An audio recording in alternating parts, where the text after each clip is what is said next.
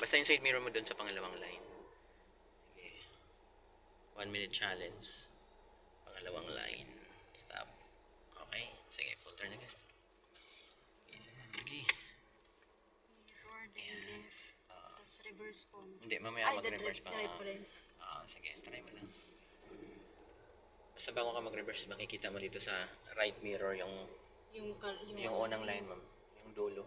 Dito, ma'am, tingin ka Yung bakal. Ito pala. Oo. Yan, break ka. Lumabas na ba sir? Tingnan mo, break mo na.